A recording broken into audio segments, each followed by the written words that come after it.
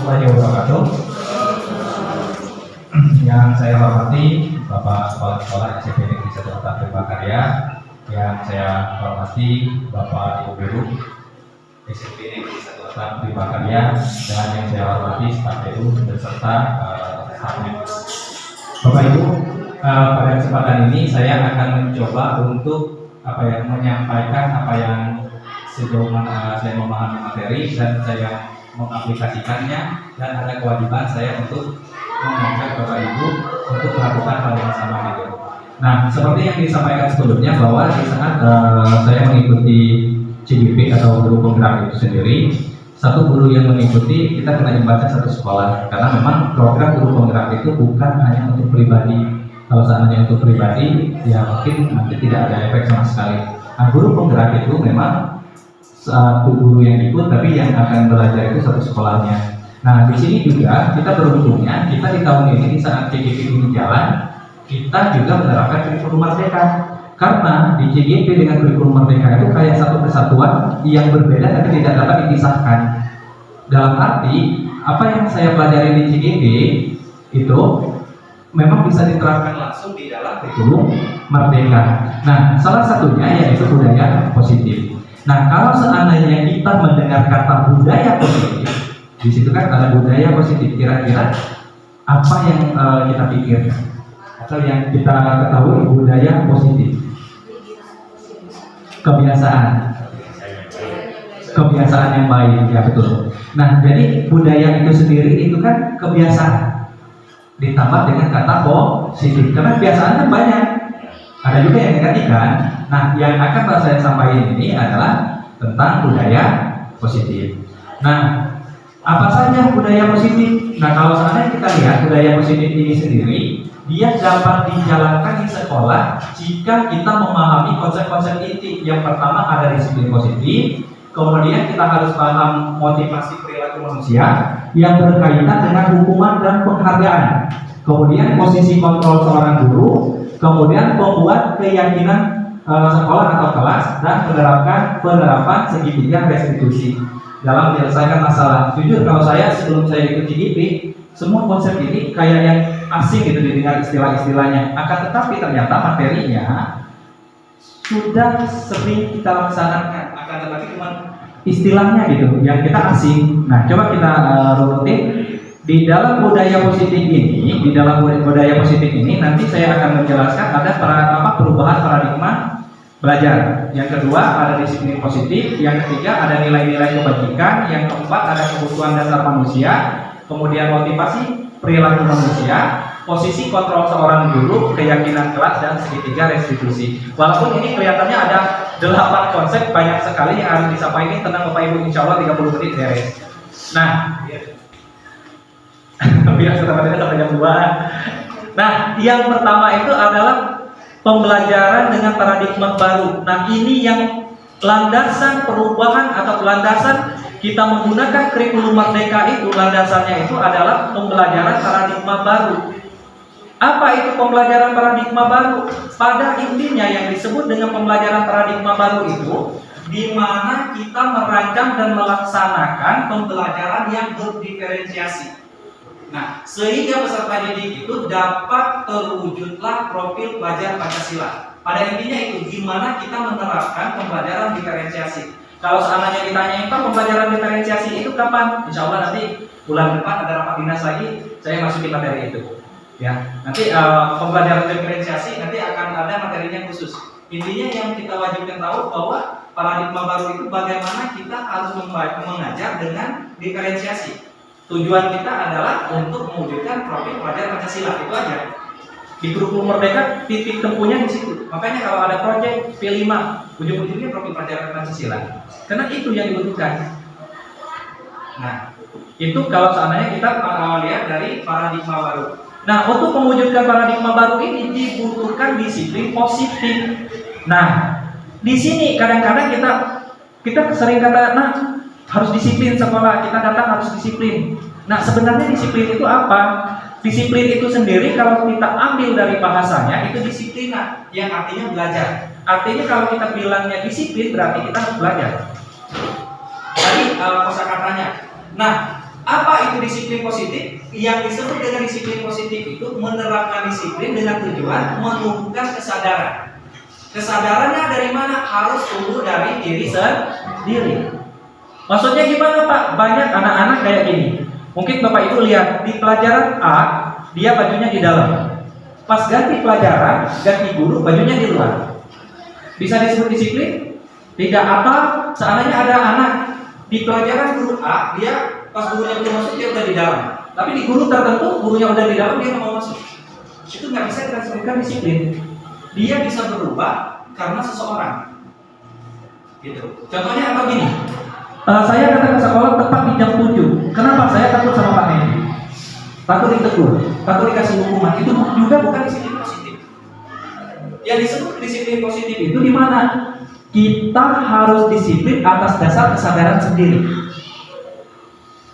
Kemoyonan kita itu karena kita sadar bahwa ada nilai-nilai yang harus saya tanggung jawab. Nah, itu disebut disiplin positif. Nah, tugas kita sebagai guru, bagaimana kita mewujudkan anak-anak itu bisa disiplin, dia sadar dengan keinginan dia tanpa harus kita yang memberi ancaman, baik itu hukuman atau imbalan. Seperti itu. Nah, di sini ada hukuman atau imbalan. Ternyata kita memberi imbalan juga bisa jadi itu hukuman. Disebutnya imbalan yang menghukum. Contoh, seandainya gini, kita kan kadang-kadang membacakan rapot, pembagian rapot, kami bacakan yang ranking 3 besar. Disebutkan nama anaknya ranking 1A, ranking 2B, ranking 3C. Itu apresiasi atau penghukuman? Kita bisa aja bilang itu apresiasi, iya benar untuk 3 orang ini. Tapi kita udah menghukum anak-anak yang lain. Kita nunjukin, nih lo yang pintar, tapi yang duduk. Nah, itu yang disebut kita memberi apresiasi, tapi dalam sisi lain kita menghukum. Itu harus dihilangkan secara perlahan. Gak harus sekaligus, tapi perlahan. Suatu saat di kurikulum mereka itu kan gak ada persaingan, gak ada ini. Tujuannya itu. Jangan sampai ada imbalan yang menghukum gitu. Pak, boleh kasih imbalan? Boleh, tapi dengan cara yang tipis. Takutnya kalau seandainya ini kita kasih imbalan, tapi satu sisinya terhukum. Seperti itu. Nah, kita lanjut selanjutnya itu tentang nilai-nilai kebajikan tadi yang anak-anak itu sadar kalau dia melakukan sesuatu karena dia sadar. Sadarnya dengan apa? Dengan nilai-nilai kebajikan. Kalau seandainya contoh, saya melakukan disiplin kalau ditanyain kenapa datang jam 7, saya senang datang jam 7 karena bagi saya dengan datang jam 7 saya sudah menghargai diri saya sendiri.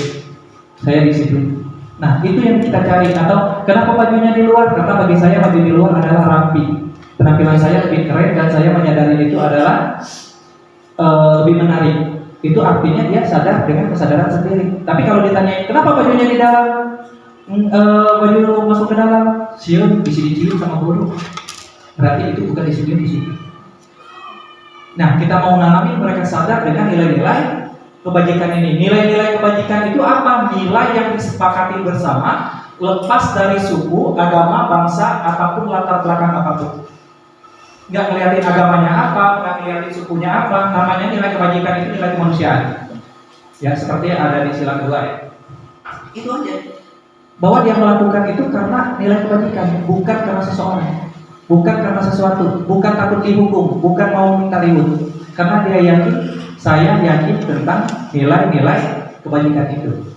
Itu aja. Nah, kemudian dilanjutnya itu ini kebutuhan dasar manusia. Kebutuhan dasar manusia adalah segala sesuatu yang kita lakukan untuk mendapatkan apa yang kita inginkan. Setiap kita pasti kita punya kebutuhan dasar. Kebutuhan dasar ini bisa nggak dilengkapi? Bisa nggak terpenuhi? Tidak bisa. Kalau kebutuhan dasar tidak dipenuhi, dipastikan akan ada pelanggaran berikutnya. Anak melakukan pelanggaran sekolah pasti ada kebutuhan dasar yang tidak terpenuhi. Kita melakukan pelanggaran pasti ada kebutuhan dasar yang tidak terpenuhi. Artinya setiap ada pelanggaran itu memungkinkan kebutuhan dasarnya yang tidak terpenuhi. Kita lihat apa saja kebutuhan dasar.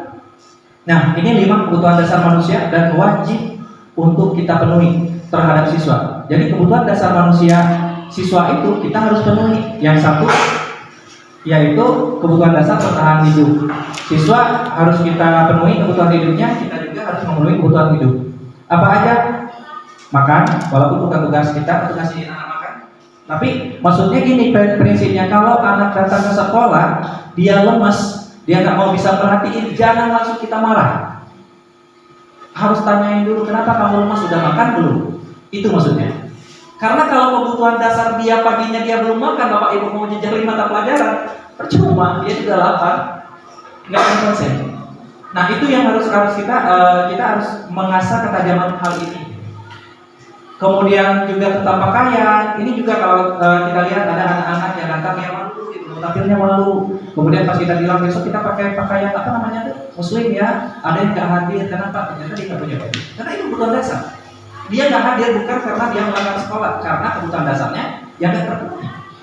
Itu jawabannya. Kemudian tinggal keamanan dan kesehatan, itu juga kebutuhan dasar dari bertahan hidup. Kemudian yang kedua kasih sayang dan rasa diterima. Biasanya kalau kasih sayang ini banyak umur anak ini, anak-anak kita ini kebutuhan kasih sayang yang tinggi. Ya, kita mungkin punya anak seumuran dengan SMP juga kita harus hati-hati karena mereka itu butuh kasih sayang. Biasanya kalau sarannya mereka nggak didapatin dari rumah kasih sayangnya, nyarinya di sekolah. Kita sebagai orang tua juga nggak bisa ngasih kasih sayang, bahaya. Kenapa? Mereka akan terjunnya ke pacar. Bisa terjun ke pacar, makanya pergaulan yang salah. Nah di situ kalau seandainya ada anak yang melakukan hal-hal yang tidak diinginkan, itu bukan salah mereka karena kebetulan kasih sayangnya yang kurang, tidak terpenuhi. Ya, kemudian dipedulikan sama anak-anak kita, mereka itu sama kayak kita, mereka pengen dipedulikan, diajak. Jadi jangan kita nggak boleh satu pihak untuk menghargai, harus diajak berdiskusi, kemudian dilanjuti berbagi, bekerjasama dan kerja kelompok. Kemudian penguasaan. Nah penguasaan ini termasuk harga diri. Ada istilah kalau seandainya nyalakan budak yang di depan. Ya, walaupun saya suka kalau udah kemas bisa kadang-kadang di depan kena aja dicarikan budak ini. Padahal secara prinsip nggak boleh. Karena anak itu di saat kita marahi di depan temannya, itu harga diri dia hancur. Ya. Kemudian keinginan untuk dianggap, keinginan untuk dia memimpin, berprestasi, diakui dan didengar. Jadi ada anak-anak itu kadang-kadang kita lupa kebutuhan dasarnya, mereka kasih alasan, kita alasan karena alasannya benar. Ya sering ya. Saya juga kayak gitu kan, kalau lagi marah kan ada anak kasih alasan tidak mau gitu. Tapi benar-benar kita harus mendengarin hal itu. Kemudian kebebasan itu mandiri, pilihan, dan mencoba. Kemudian terakhir adalah keinginan untuk bersenang-senang, termasuk humor, bermain, main game, itu sebenarnya kebutuhan dasar juga. Nah, cuma kita mengarahkan kebutuhan-kebutuhan ini jangan sampai menjadi sebuah pelanggaran. Nah, dari kebutuhan dasar ini menjadi motivasi perilaku manusia.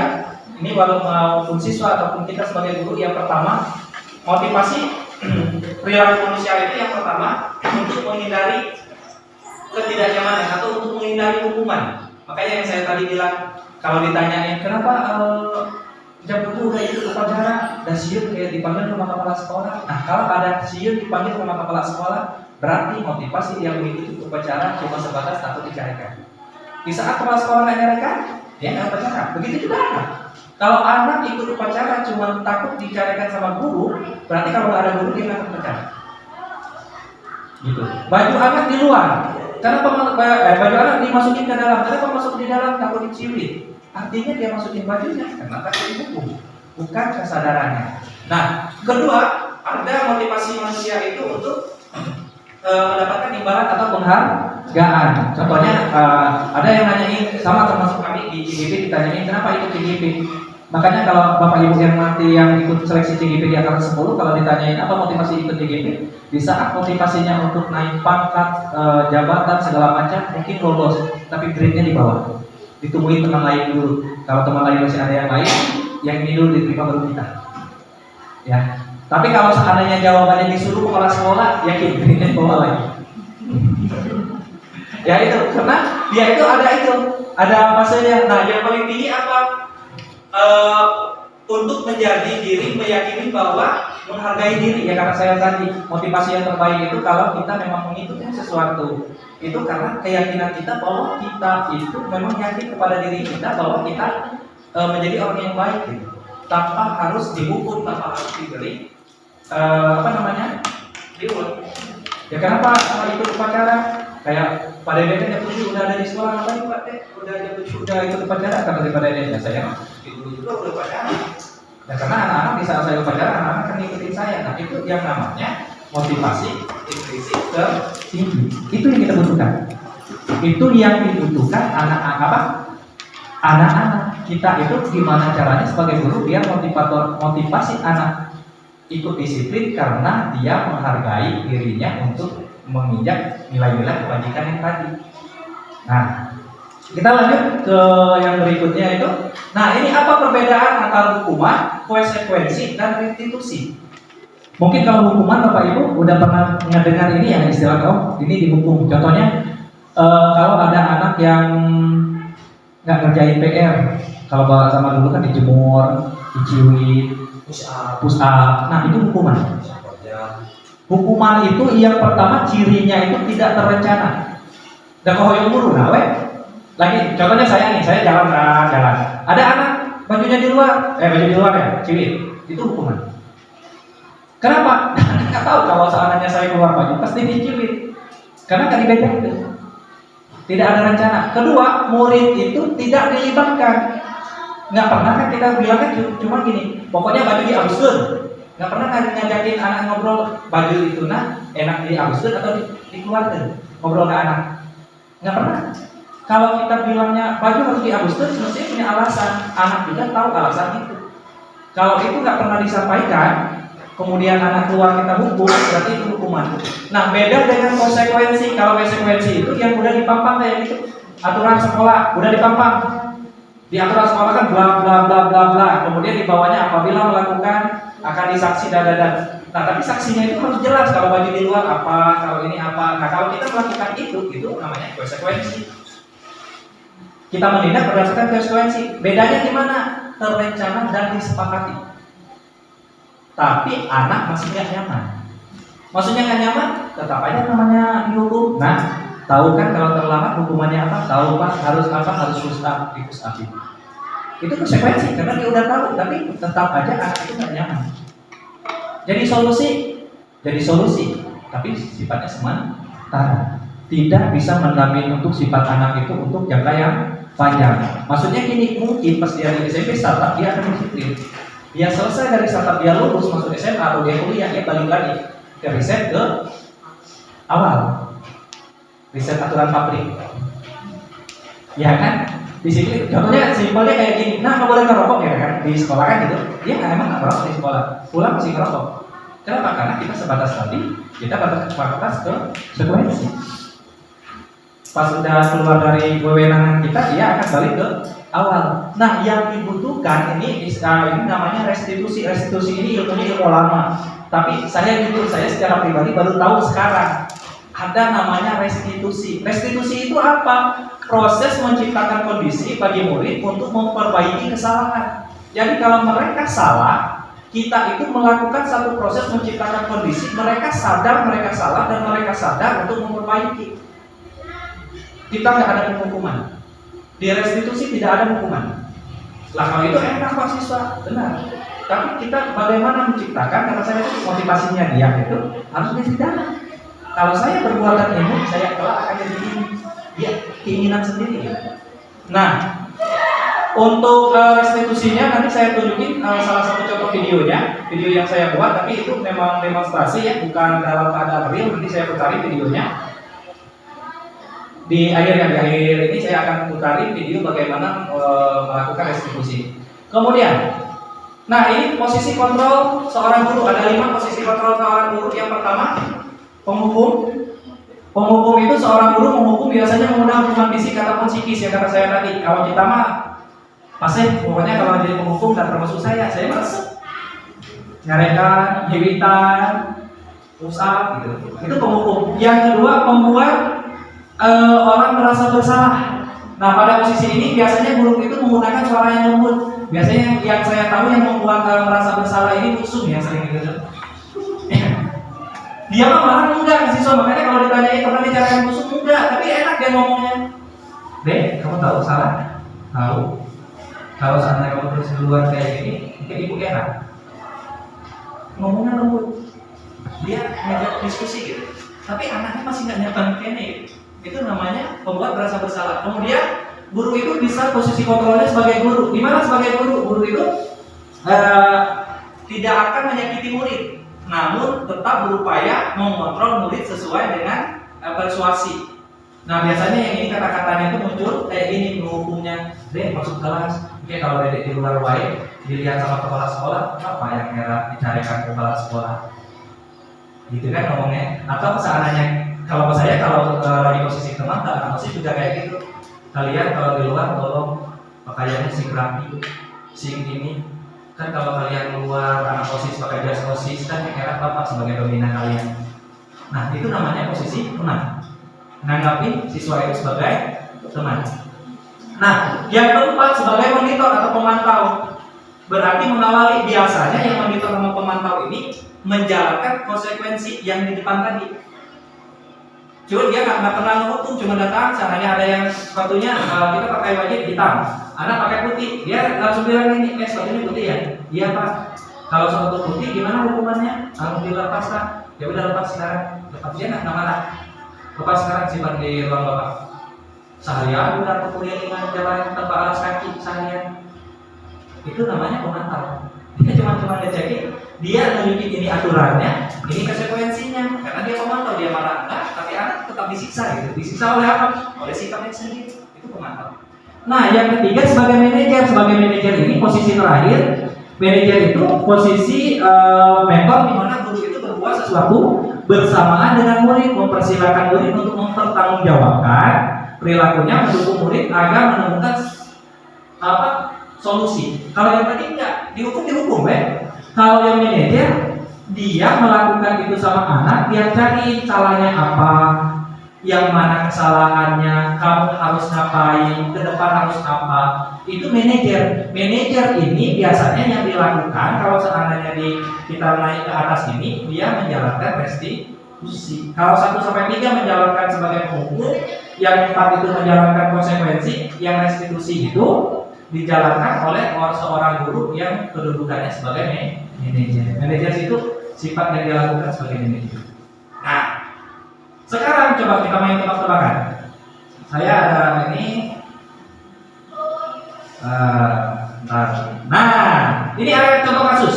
Contoh kasusnya siswa berada di luar kelas dan tidak masuk saat jam pelajaran. Jadi dibayangin sama bapak ibu gini.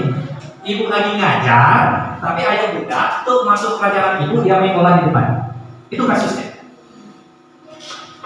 Kalau seandainya yang pertama itu nih sebagai penghukum, dia tidak ambil pusing. Pokoknya kamu harus keliling lapang basket 10 kali putaran. Kamu harus push up. Pokoknya mau tahu itu aja dilakuin. Si anak mesti nanyain, nah salah budak kok dikeliling push up. Gitu kan? Yang penting kita puas. Sebagai diri kita penghukum kita puas. Anak udah kesiksa gitu. Ya kan? Itu namanya hukum. Yang kedua, dari kasus yang sama, gimana kalau membuat rasa bersalah? Membuat rasa bersalah itu jangan karena saya tadi. Kamu tuh selalu aja kecewain ibu. Kalau seperti ini terus, bisa aja ibu yang ditegur sama kepala sekolah. Biasanya kalau seandainya membuat rasa bersalah ini dilakukan oleh siswa yang kita dekat, itu berhasil. Tapi kalau seandainya dilakukan dengan siswa yang kita dekat, apalagi dia izin, ini lebih bahaya. Oh, berarti kalau saya lakuin dia dicarek sama kepala sekolah ya. Lakuin terus, diajar gitu. Ya ini biasanya kayak gitu. Kemudian yang ketiga, sebagai teman. Nah, sebagai teman itu kata-katanya lembut. Ayo dong ikutin aturan sekolah, kalau betul itu ya. Sekali lagi kayak gini nggak apa-apa. Kamu kan orang baik. Lain kali jangan seperti ini lagi ya. Nah itu sebagai teman. Jadi diteguri, diajak baru, tanpa dicarekan. Ya, kalau yang menghukum carekan, buat rasa bersalah disuruh aja dia merasa bersalah gitu. Nah, kemudian keempat sebagai pemantau. Nah, pemantau lebih ke kalau kamu sudah melanggar aturan sekolah ya, kamu tahu konsekuensinya. Makanya ujungnya di konsekuensi. Pada saat jam istirahat kamu harus nambahin jam belajar. Tadi karena kita ngajak dia ada di ruang main, dia kita suruh masuk. Kamu tahu kan konsekuensinya? Kalau teman istirahat, Kamu harus tetap di ruangan, kamu harus belajar karena tadi kamu main. Itu manajer. Manajer itu pemantau. Nah, kalau yang manajer ini dia lebih menjalankan segitiga restitusi. Yang restitusi tadi harus tahu dulu dia salahnya apa, atau disebutnya mengidentifikasi masalahnya. Dua, kita tanya dulu. Setelah dia tahu bahwa dia salah, kita tahu apa yang harus dia perbuat. Ya, tanpa kita menghukum, kita cuma bikin dia menjadi tidak ada penghukuman. Itu namanya manajer menjalankan restitusi. Nah, ini segitiga restitusinya. Segitiga restitusi dalam kita menjalankan bagaimana caranya kalau ada anak melakukan pelanggaran. Yang pertama itu menstabilkan identitas. Menstabilkan identitas itu biasanya dengan kata-kata kita pakai itu apa? Setiap orang pasti pernah salah kok. Dia udah salah tapi kita bilang nggak apa-apa, setiap orang oke pernah salah. Kita bilang nggak apa-apa, padahal dia udah salah ya. Itu namanya kita menstabilkan. Tapi setelah kita bilang semua orang salah, kalau bahasa ininya itu amigdalanya, kita buka dulu amigdalanya, suruh dia percaya ke kita untuk dia ngobrol. Makanya kalau ada anak yang salah yang dicarikan duluan, ajak dulu ngobrol, suruh dia percaya ke kita. Salah satu untuk dia percaya itu setiap orang bisa salah, ibu juga pernah kayak gitu kok dulu. Ya, itu kalimat yang pertama. Nah, kedua, kita baru masuk ke validasi tindakan yang salah. Baru kita kasih tahu bahwa itu salah. Tapi bukan kita kasih tahu, kita pakai pertanyaan. Coba pertanyaannya, kamu tentu punya alasan mengapa kamu melakukan itu. Contohnya kalau ada anak yang main basket di luar, dari kita lagi ngajar kita tanyain, kamu punya alasan kok kenapa kamu main basket di luar?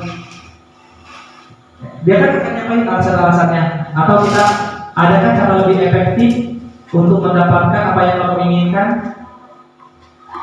Kita ngajar, dia main. Kita tanya, ada nggak yang lebih efektif? Pas bapak ngajar, kamu main basket. Pasti kan jawabannya itu bisa. Nanti saya mainnya pas habis jam pelajaran, pas habis pulang. Kan itu yang kita harapin jawabannya. Nah, yang ketiga baru menanyakan keyakinan. Setelah dia tahu bahwa dia ngelakuin itu salah, walaupun kita nggak bilangnya apa salah kamu enggak, kita nanyain, kamu punya alasan untuk ngelakuin itu. Nah, baru kita tanyain, menanyakan keyakinannya. Keyakinannya itu gitu. Keyakinan kelas mana yang kamu langgar? Nah, keyakinan kelas itu beda. Nanti ada materi khusus itu keyakinan kelas. Keyakinan kelas itu kayak aturan sekolah. Kalau kita nanyain aturan sekolah apa yang kamu langgar gitu, berdasarkan kesalahan dia tadi. Tapi karena kita nggak bilangnya aturan sekolah, kita bilangnya keyakinan kelas atau kesepakatan kelas. Jadi ada materi khusus juga, ya. Nah, kemudian untuk segitiga restitusinya ini mohon izin sebentar saya putarin satu video ini sebenarnya 8 menit, tapi saya katin videonya biar ditontonnya cuma berapa menit aja. Nah, ini ada kasus. Ini kasusnya masuk kelas sehingga banyak pelajaran yang tertinggal. Berikut penyelesaian masalah dengan penerapan langkah-langkah segitiga restitusi. Waalaikumsalam. Artis saya dengar. Gimana kabarnya? Tadi kamu mendengar ada laporan dari grup pikir, katanya kamu sering datang terlambat ya? Menurut pendapat kamu sudah berapa kali lebih terlambat? Baik berbuat kesalahan itu menstabilkan identitas. Manusia itu pasti pernah berbuat kesalahan. Yang terpenting kita bisa belajar dari kesalahan tersebut dan berusaha untuk memperbaiki. Setuju? Baik, kita cari solusi bersama ya.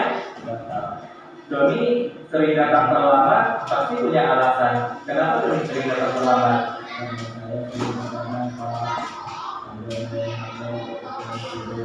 Kamu tahu keyakinan kelas yang sudah kita sepakati? Menurut kamu keyakinan kelas apa yang sudah kamu langgar? Ditanyain masalahnya apa? Menurut kamu disiplin dengan masalahnya? Penting Pak, karena datang ke sekolah tepat waktu dan bisa menghargai waktu. Betul, menghargai waktu itu penting dan sangat bermanfaat untuk kita. Seperti kita dapat menghargai orang-orang di sekitar kita, pekerjaan menjadi tidak menumpuk, dan kita melatih rasa kepedulian kita. Iya Pak, saya menyesal sudah sering terlambat. Saya mohon maaf sudah sering terlambat. Iya dok, sikap yang sangat baik sudah kamu lakukan. Dengan cara minta maaf, menurut kamu apa yang akan kamu lakukan agar tidak terlambat lagi ke sekolah? Saya akan tidur lebih cepat dan tidak begadang lagi agar tidak akan terlambat ke sekolah. Baik dok, kamu sudah menemukan solusi dan bapak akan bekerja sama dengan orang tua kamu agar kamu tidak datang terlambat lagi ke sekolah. Sekarang silakan kembali ke kelas ya. Terima kasih Pak. Ya, intinya mereka ditanyain salahnya apa, dihubungkan dengan kesepakatan kelas, tapi mereka sendiri yang menyampaikan kesalahannya. Kemudian setelah mereka udah tahu salahnya apa, mereka ditanyain apa solusi untuk keluar dari masalah itu. Solusi mereka juga sendiri untuk menyampaikannya. Kita cuma mengarahkan untuk dia menyampaikan kesalahan-kesalahan itu. Kemudian jangan lupa bahwa kita menindaklanjutinya itu kan di percakapan itu nanti saya akan kerjasama dengan orang tua kamu. Dalam arti kita akan di follow up dengan kerjasama dengan orang tua. Nah sebenarnya video ini memang cukup lumayan panjang, tapi salah satu contoh penerapan restitusi itu seperti itu. Tapi ada hal menarik, ini juga hal menarik. Apakah semua kesalahan siswa dapat dilakukan dengan restitusi? Tidak. Ini hanya untuk pelanggaran-pelanggaran atau untuk penyimpangan-penyimpangan yang kecil. Jangan sampai gini maksudnya, anak udah mengonsumsi narkoba, kedapatan lagi nyimeng, kemudian pakai restitusi. Enggak mempan. Restitusi itu untuk sebatas disiplin sekolah yang sifatnya belum masuk ke kriminal.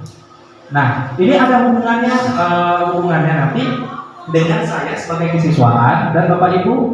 Nanti kalau ada anak, saya berharap nanti kalau ada anak melakukan kesalahan baik baju di luar dan segala macam, kita coba terapkan restitusi sama-sama. Bapak Ibu terapkan restitusi bagaimana caranya, walaupun bahasa tadi itu cuma contoh, bisa menggunakan bahasa-bahasa yang lain.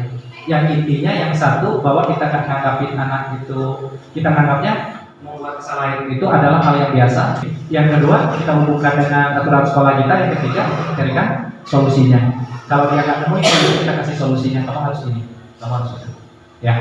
Tapi tadi untuk kesalahan-kesalahan yang sifatnya yang biasa.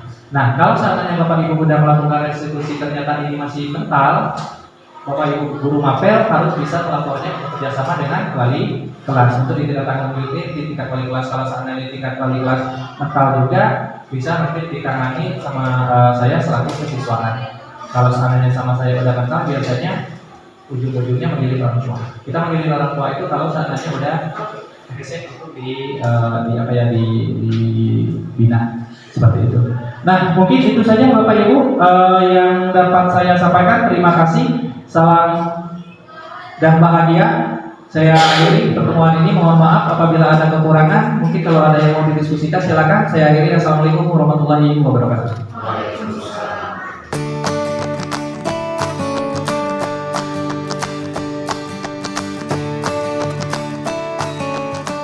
Seperti yang kita ketahui, segitiga restitusi merupakan suatu proses dialog yang dijalankan oleh guru atau orang tua agar dapat menghasilkan murid atau anak yang mandiri dan bertanggung jawab.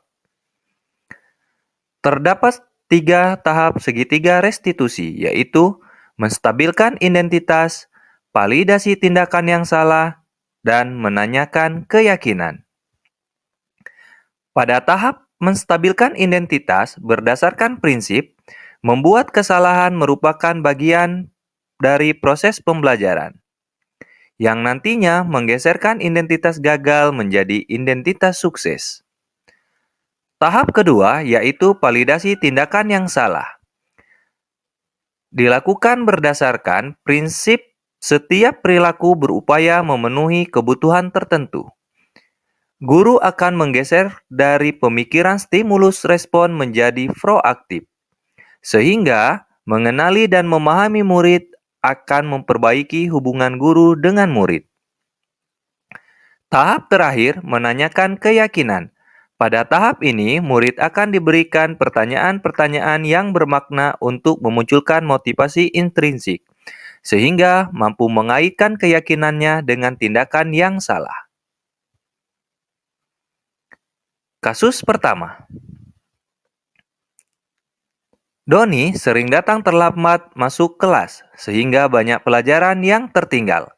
Berikut penyelesaian masalah dengan penerapan langkah-langkah segitiga restitusi. Assalamualaikum Pak. Waalaikumsalam. Silakan duduk, Don. Iya Pak. Gimana kabarnya? Sehat Pak. Sehat. Tadi Bapak mendengar ada laporan dari guru piket, katanya kamu sering datang terlambat ya? Iya Pak. Menurut pendapat kamu, sudah berapa kali Doni terlambat? Sudah 7 kali Pak. Baik Don, berbuat kesalahan itu manusiawi. Setiap manusia itu pasti pernah berbuat kesalahan. Yang terpenting kita bisa belajar dari kesalahan tersebut dan berusaha untuk memperbaiki. Setuju? Setuju. Baik Don, kita cari solusi bersama ya. Iya Pak. Doni sering datang terlambat, pasti punya alasan. Kenapa Doni sering datang terlambat? Karena saya sering begadang Pak. Sambil main HP jadi kurang tidur. Kamu tahu keyakinan kelas yang sudah kita sepakati? Tahu Pak. Menurut kamu, keyakinan kelas apa yang sudah kamu langgar? Disiplin Pak. Menurut kamu, disiplin itu penting tidak untuk kamu? Penting Pak, karena datang ke sekolah tepat waktu dari bisa menghargai waktu. Betul, menghargai waktu itu penting dan sangat bermanfaat untuk kita. Seperti kita dapat menghargai orang-orang di sekitar kita, pekerjaan menjadi tidak menumpuk, dan kita melatih rasa kepedulian kita. Iya Pak, saya menyesal sudah sering terlambat. Saya mohon maaf sudah sering terlambat. Iya Don, sikap yang sangat baik sudah kamu lakukan dengan cara meminta maaf. Menurut kamu, apa yang akan kamu lakukan agar tidak datang terlambat lagi ke sekolah? Saya akan tidur lebih cepat dan tidak begadang lagi agar tidak datang terlambat ke sekolah. Baik Don, kamu sudah menemukan solusi dan Bapak akan bekerja sama dengan orang tua kamu agar kamu tidak datang terlambat lagi ke sekolah. Sekarang silakan kembali ke kelas ya. Terima kasih Pak. Assalamualaikum warahmatullahi wabarakatuh. Nama saya Doni Ramadhani, siswa kelas 9 SMPN 1 Atap Rimbakarya. Saya ingin mengucapkan terima kasih Pak Inan. Saya senang sekali diajak diskusi dengan Bapak untuk menemukan solusi atas kesalahan yang telah saya lakukan. Saya tidak akan begadang lagi supaya tidak terlambat ke sekolah. Kasus kedua. Nadila Meriani tidak terima pekerjaannya selalu dicontek oleh temannya. Ia marah dan tidak dapat menahan emosinya, sehingga berkata-kata kasar. Berikut penyelesaian masalah dengan penerapan langkah-langkah segitiga restitusi. Assalamualaikum. Waalaikumsalam. Nadila, sehat? Alhamdulillah sehat. Silakan duduk. Nadila, tadi Bapak dengar laporan dari ketua kelas, katanya kamu habis bertengkar dengan Hamzah ya? Ya Pak, habis kesal sih. Kenapa kesel? Hamzah sering mencontek pekerjaan saya, bukan hanya PR, ujian pun suka dicontek. Oh begitu ya, wajarlah kalau kamu marah dan kesal.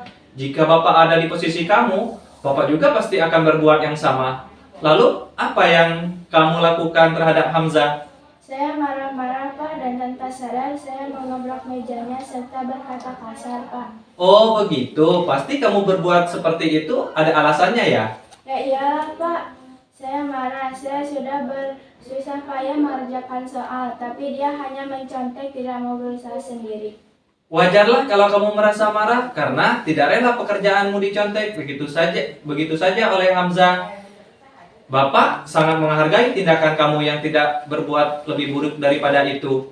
Misalnya memukul meja. Sekarang coba kita pikirkan tindakan kamu. Marah seperti mengebrak meja atau berkata kasar, apakah sesuai dengan keyakinan kelas kita? Tidak Pak, Menurut kamu keyakinan kelas apa yang kamu langgar? saling menghormati antar teman Pak. Ya betul, menurut kamu saling menghormati antar teman itu penting tidak untuk kamu? Penting Pak. Baik, kalau menurut kamu penting, jadi keyakinan apa yang harus kamu lakukan saat kamu sedang marah?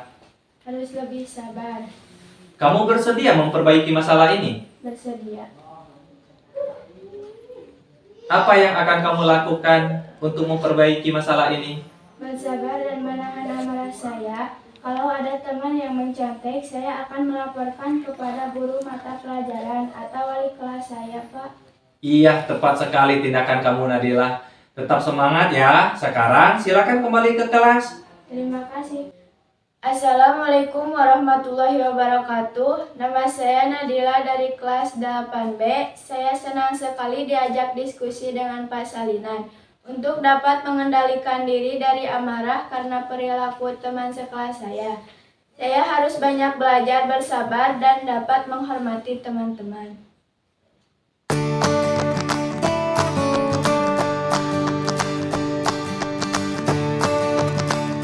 Assalamualaikum warahmatullahi wabarakatuh. Ya, sebelum kita memulai tahun ajaran baru, biar kita bisa melakukan pembelajaran lebih baik, biar kalian bisa lebih disiplin, kita harus membuat kesepakatan. Nah, kesepakatan kelas itu hampir sama dengan peraturan. Bedanya kalau kesepakatan kelas itu kita buatnya bersama. Ya, kalian yang menentukan apa yang harus kita sepakati. Nah, untuk kesepakatan kelas tidak harus banyak-banyak, yang penting dilaksanakan. Ingat, lingkupnya adalah kelas, bukan sekolah. Untuk satu kelas aja. Kita bikin sama-sama. Contoh, Bapak bikinin dulu kesepakatan kelasnya. Awalnya kita mulai dari kesepakatan kelas. Bapak ambil contoh aja ini. Contohnya seperti ini. Setiap siswa di dalam kelas harus berpakaian rapi. Jadi kata-katanya simpel, berpakaian rapi. Itu contoh. Bapak minta satu orang siapapun mau apa yang diajukan. Mau nggak? Silakan. Mau ngajuin apa? Kan provokasi dulu. Apa yang pengennya? Kesepakatan yang harus disepakati oleh semuanya. Nggak tahu. Pengen kira-kira yang kamu pengenkan kelas ini seperti apa?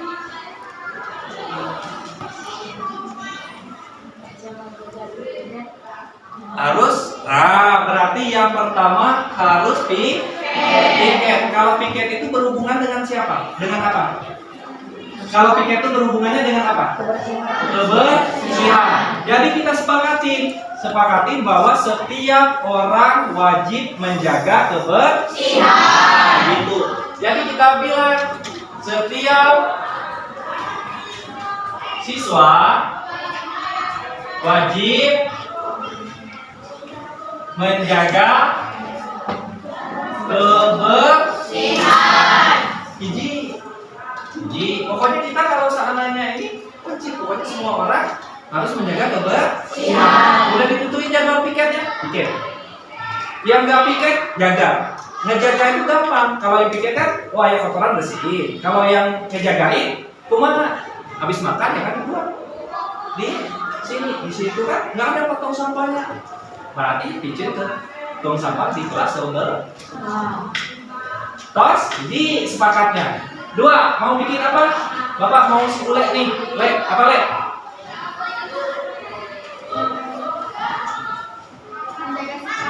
Menjaga sikap. Nah, menjaga sikap itu, menjaga sikap artinya sikap yang harus dijaga yang baik atau yang jelek? Yang baik untuk siapa kita menjaga sikap yang baik? Untuk siapa? Untuk kita sendiri? Untuk orang lain nggak? Iya, untuk orang lain. Untuk guru nggak? Untuk orang tua nggak? Nah, artinya kita kalau harus menjaga sikap itu berhubungan dengan saling menghargai. Gampang kan? Setiap siswa harus saling menghargai. Ada ide? Kalau Pak cukup aja, pokoknya 2 itu aja kita sepakat. Jaga bersih sama-sama, saling menghargai. siap, mantap, menggunakan pakaian yang rapi. Cek abi oke gitu cina. Iya ya. Nah, cek abi oke gitu. Harus nyagain pakaian yang rapi. Sepakat tuh harus pakai pakaian yang rapi. Aldi sepakat tuh. Sepakat tuh. Pakaian unggul yang rapi atau semuanya harus rapi? Jadinya harus berpenampilan rapi. Sepakat tuh. Ini rambut boleh panjang tuh. Kuku boleh panjang tuh. Artinya semua. Artinya apa tadi? Harus berpenampilan. Kan awas hati-hati kata-katanya. Setiap siswa ini siwanya berpenampilan rapi itu bukan berarti kio ayahku mah ayo tuh rapi naon hidup. Nah bukan itu mah dari Allah yang udah gitu. Maksudnya berpakaian rapi, pakai acungnya yang rapi, rambutnya yang rapi ya. Kalau yang di Allah mah jangan diprotes dah, emang gitu ya. Ayah kalian bilang, Pak, iya mah giginya tuh rapi Pak, gisul. Itu mah di Allahnya gitu, nggak ada hubungannya dengan kita. Kita yang bisa kita jelas? Ada trik atau KPM mana? Banyak trik, semakin banyak makin banyak nih. Mau ditambah lagi atau cukup? Cukup. Yang penting dia kata kuncinya saling menghargai. Oh, itu kan luas kan? Nggak boleh kayak ngomong kasar, anjing bagus ya. Itu tak menang, berarti tidak menghargai orang. Ayah guru lagi di depan, cowok lari kan itu menang deh. Untuk ayah teman lagi dah, langsung bilang, wih, etak mamam naon. Karena dia lagi makan. Harus saling menghargai. Apalagi ngomong kio, contohnya si Aldi, nama bapaknya Asep, dipanggil Sep. Lalu bapak ada, panggilnya tempat Aldi, memanggil bapaknya. Ayah kebiasaan gitu mah. Ayah kayak masih ayah gitu ya. Ayah suka manggil nama bapak lah. Kebiasaan manggil nama bapaknya pas main. Tok. Si bapaknya Asep. Pak, si Asep ayah habis sorangan. Kan Aldi jadi bukan Asep. Ya anggap aja namanya bapak si Aldi Asep ya. Memang Pak nama bapak Aldi siapa nih? Supandi Pak. Supandi. Apa nih? Pak Nana. Nama Supandi. Bukan. Itu aja yang cukup. Deal. Kalau kita deal, ini namanya kesepakatan kelas berapa? 7. Peraturan ini beda dengan peraturan yang 7A. Ya kita kan sepakatnya kita aja. Angkat bikin konsultan sekolah, talaan nanti yang di sekolah. Bapak tuh udah bikin minta ke sekolah untuk bikin kesepakatan kelas. Ajuk siswa boleh di luar. Kan yang penting sepakat. Kalau udah sepakat semua ajuk di luar, kenapa di luar? Yang penting udah sepakat. Ya, yang penting yang bikinnya siswa, bukan guru. Kalau guru yang bikin namanya peraturan. Makanya guru situ tata tertib siswa, yang bikinnya guru. Kalau ini yang bikinnya siswa, ya siswa yang bikin. Jelas? Nah, kalau seandainya udah ini, Bapak minta kalian untuk membuatnya dalam bentuk tabel. Bentuk tabelnya seperti apa? Nah, bentuk tabelnya kita bentuk dulu pakai tabel T. Buat tabel T. Buat tabel T mana? Enggak susah. Kan biasanya kalau tabel kecil kan huruf apa ini? T. Huruf T kan? Namanya tabel T. Nah, kita bikin kieu Bapak minta dari yang biji Yang satu tadi apa? Wajib menjaga kebersihan. Wajib menjaga kebersihan. Aturan pertama kan wajib menjaga kebersihan. Nah, tampaknya seperti apa?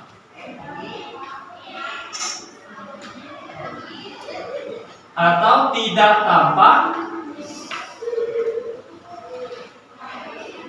seperti ayat tuh. Maksudnya gini, Bapak contohin.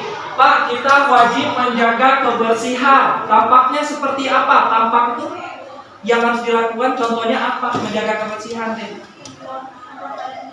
Ya, nah eta berarti membuang sampah pada tempatnya. Itu tidak tampak seperti apa? Bukan contohnya. Kalau ini contohnya tampak seperti, berarti contohnya itu seperti apa? Kalau tidak tampak seperti, berarti yang bukan contohnya kemana? Membuang sampah pada tempatnya, tidak membuang sampah pada tempatnya. Tidak membuang sampah. Enggak, dia lebih enak untuk didengar. Diganti kata-katanya. Bagus, sudah bagus. Tidak membuang sampah tidak pada tempatnya. Benar. Kalau diganti dengan kata-kata lebih gampang dicerna, membuang sampah pintar. Membuang sampah sembarangan.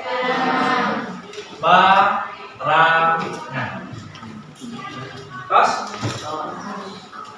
contoh kedua. Tadi ada piket-piket. Hubungannya piket dengan menjaga kebersihan apa? Apa? Kan ada piketnya kan? Apa hubungannya? Apa? Apa? Harus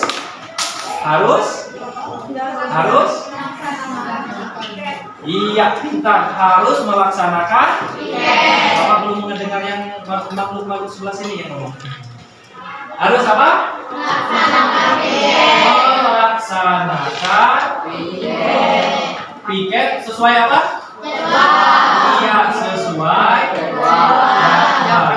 Tidak tampak seperti tidak melaksanakan.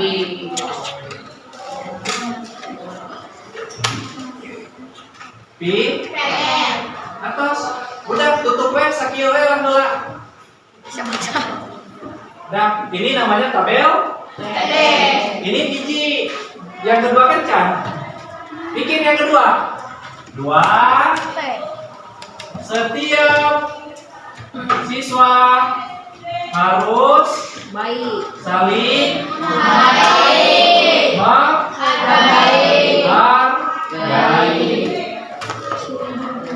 Oke, kita lihat ya di tabel T-nya. Tampak seperti apa? Tidak tampak seperti apa? Nah, ayo nama spesialan Bapak minta yang sebelah sini dulu. Nih, shootnya mundur dulu dah. Biar yang ini yang jawabnya atau dari sini dah. Yuk, yang part ini contohin hiji aja ke sini dah. Apa? Kasihkan Bapak contoh. Setiap siswa harus saling menghargai. Tampak seperti baik itu seperti apa ya? Baiknya seperti apa? Baik ke teman Baik kepada teman. Wujud dia disebut baik kepada teman itu seperti apa? Tidak membuli. Pintar. Jangan menggunakan kata tidak membuli. Kalau tidak membuli, kalau membuli jadinya di dia.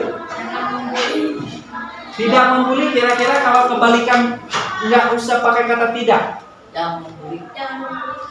Jangan pakai kata jangan. Tidak ada kata negatifnya. Membuli. Berarti contoh dari tidak tampak seperti. Contohnya membuli di sini. Nah, di sini jadi contohnya. Kalau sikap yang tampak sepertinya apa? Baik itu wujudnya seperti apa? Wujudnya disebut baik. Aku tuh baik loh sama kamu, tapi baiknya apa? Iya, di sini saling menghargai. Wujudnya, tampaknya seperti apa? Membantu teman yang sedang atau bisa disebutnya berkunjung ke teman yang sakit. Ini contoh, langsung. Harus berkunjung pada teman yang balikin dah. Teman yang sakit gitu ya. Apalagi contoh dengan ucapan gimana? Apa? Ya, yang kencang nih biar kedengaran nih. Tidak menggosip. Tidak membicarakan. Hah? Tidak berbicara kasar. Berarti kalau ditulis di sini berbicara. Kalau berbicara kasar di dia jadi contoh tampak seperti tidak berbicara kasar. Kalau kata tidaknya hilang harus menggunakan sama dengan kata apa? Ya, tidak kasar itu samanya dengan tidak kasar itu samanya dengan tidak berkata kasar. Harusnya berkata baik. Emang kasar lawannya baik? Kasar lawannya lembut. Harus berkata lemah lembut. Tidak tampak seperti berkata kasar. Kalau yang anjing goblok siap maneh dan segala macam itu apa? Kotor atau kasar? Kotor. Boleh berbicara kotor? Tidak. Jadinya tampaknya seperti berkata tadi Bapak bilang berkata. Bapak tanya lagi, kalau ngomong anjing kotor, jadi harus berkata berkata kotor bersih ya benar. Berkata sopan dan santun. Tidak tampak seperti berkata kotor. Jadi kalau kita saling menghargai itu nggak boleh ngomong kotor, nggak boleh ngomong kasar, tidak boleh membuli karena kita saling menghargai. Sepakat? Oke, kita lanjut. Dari tabel T kita jadikan tabel di rumah semua lah. Buat tabel Y. Pak tabel Y itu naon deui ya? Ieu T, ieu Y cek Bapak. Nah, kita bikin huruf Y. Y. Y. Huruf Y kan? Bapak ambil satu aja lah contohnya. Mau yang ini, mau yang ini? Bawah. Yang bawah aja. Ya. Atas bawah. Atas bawah. Gimana kalau semua?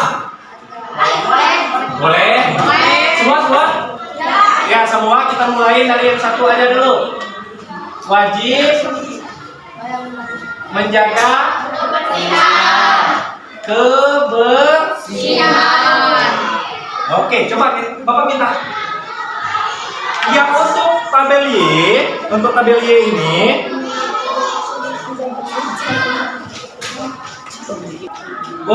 Y ini kalian harus nulisnya terdengar. Kemudian terlihat sama berperilaku. Nah, kalau seandainya bingung karena kalau seandainya menjaga kebersihan itu agak sulit ya. Kita coba dulu pakai yang dua aja. Yang dua saling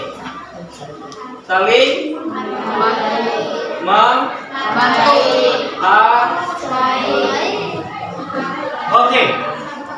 Yang Saling menghargai itu terdengarnya seperti apa? Contoh, kalau seandainya kita merasa kita dihargai itu terdengar di telinga kita seperti apa? Dari sini.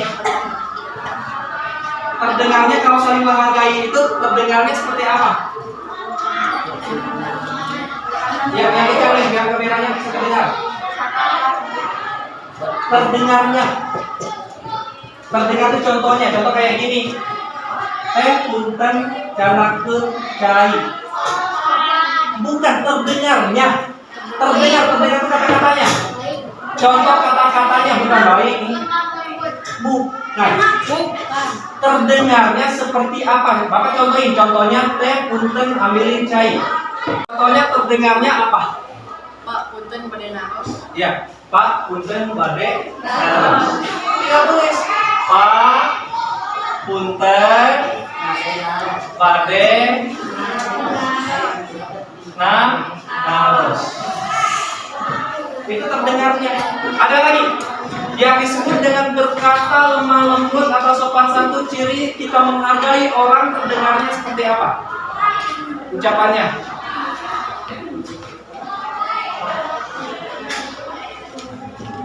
Disebut bahwa itu omongannya lemah lembut, sopan santun, terdengarnya seperti apa? Kalau poin geser ya. Kalau poin mending geser dari sana. Terdengarnya apa? Banyak kok jadi bingung. Kan di sini kan lemah lembut, sopan santun. Terdengarnya apa kalau kita sopan santun? Ke teman gimana? Boleh tuh? Nah, yang harusnya gimana? Beb? Kalau kalian ngomong, nah itu masalahnya. Karena kalian nggak kebiasa ngomong yang malu sopan satu, disuruh contohin sopan satu susah. Contoh bahwa kalian sopan gimana? Terdengarnya seperti apa? Benar tadi satu. Pak, punten badai naros. Benar. Pak, punten badai naros. Yang bikin sopan. Ada yang lain? Banyak kata-katanya. Atau nyerah sini aja udah cukup. Udah gitu aja. Ya, Pak izin. Pak izin.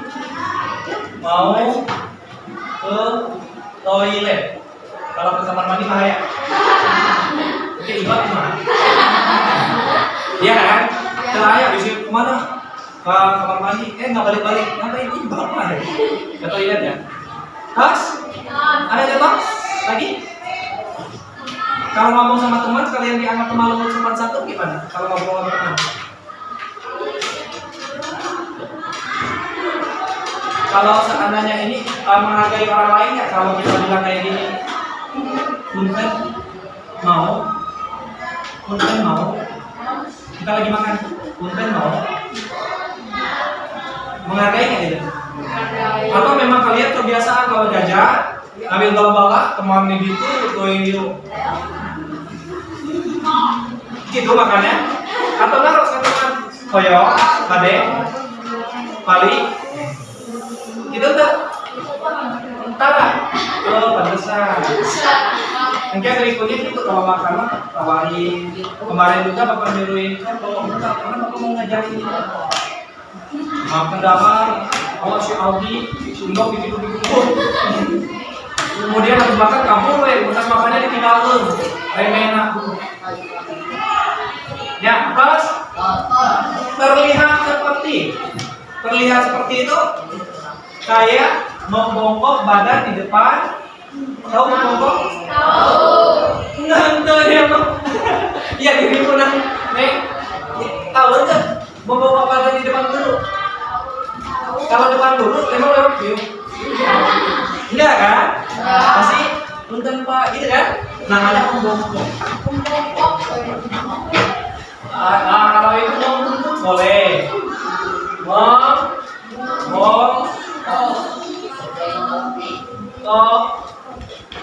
Di depan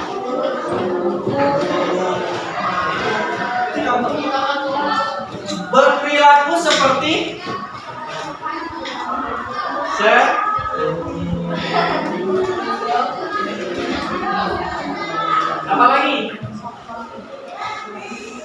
Apa lagi? Hah? Sapa. Tahu sapa?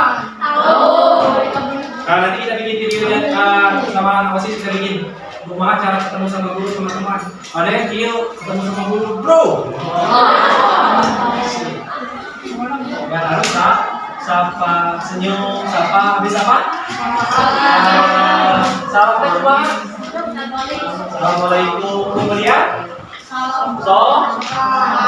habis apa? Hah? Ini sangat beda dari jawabannya. Sopan? Ya, ini kesepakatan kelas yang udah kita buat. Nanti kalau yang ini dicatat di buku masing-masing, kita jadikan untuk refleksi, untuk kita lakukan sama kita tinggal lagi dari sini aja. Ya, ada 3 poin. Poin yang pertama, wajib menjaga kebersihan. Poin kedua, saling menghargai. Poin ketiga, harus berpenampilan rapi. Itu 3 itu aja. Ya, nanti harus disepakati semuanya. Sepakat? Ada yang nggak sepakat? Atau mau ditambahin? Atau mau dihilangin? Sepakat? Oke, kalau sepakat, terima kasih. Bapak akhiri, Bapak ucapkan terima kasih. Semoga ini bisa dilaksanakan dengan baik untuk kelas kita. Nanti kita ke kelas yang lain. Itu saja ya. Terima kasih. Assalamualaikum warahmatullahi wabarakatuh.